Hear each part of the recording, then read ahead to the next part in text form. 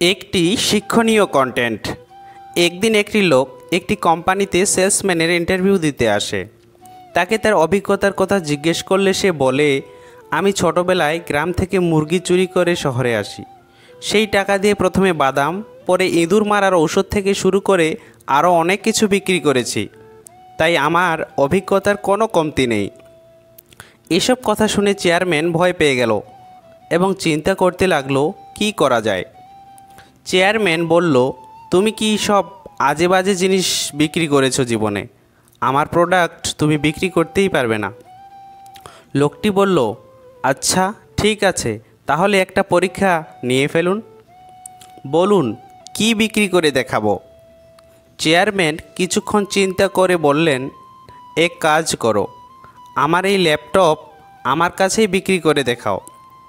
যদি পারো তাহলে চাকরি পাবে।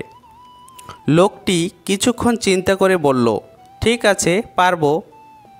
লোকটি ল্যাপটপ হাতে নিয়ে চেয়ারম্যানকে বলল, আপনি বসুন, আমি প্রথম থেকে শুরু করি। এই বলে সে ল্যাপটপ হাতে নিয়ে দরজার বাইরে গেল এবং ল্যাপটপ নিয়ে চলে গেল। চেয়ারম্যান তো বসেই আছেন, কিন্তু সে আর আসে না। তখন রুম থেকে বের হয়ে তিনি দেখেন সে আর নেই, ল্যাপটপ নিয়ে ভেগে গেছে। তখন তার জরুরি কাজের ল্যাপটপ চুরি হওয়ায় তার মেজাজ গরম হয়ে যায়। কিছুক্ষণ পর একটা অচেনা নাম্বার থেকে চেয়ারম্যানের কাছে কল আসে। বলে, স্যার, আমি একটু আগে আপনার কাছে ইন্টারভিউ দিতে এসেছিলাম।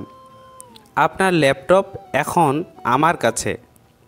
চেয়ারম্যান বলল, ওটা আমার জরুরি কাজের ল্যাপটপ, তাড়াতাড়ি দিয়ে যাও। লোকটি বলল, এটা স্যার বিক্রি করব। যেহেতু আপনার সব জরুরি ফাইল এই ল্যাপটপে, তাই আপনাকে প্রথম কল দিলাম। আপনার জন্য একদম 1,00,000 টাকা। রাজি থাকলে বলেন, না হলে অন্য জায়গায় বিক্রি করে দেব। চেয়ারম্যান পরে 1,00,000 টাকায় নিজের ল্যাপটপ নিজেই কিনে নেয়। গল্পটি ভালো লাগলে লাইক করুন এবং আরও নতুন নতুন গল্প পেতে আমাদের চ্যানেলটি সাবস্ক্রাইব করে নোটিফিকেশান অল করে রাখুন। ভিডিওটি দেখার জন্যে ধন্যবাদ।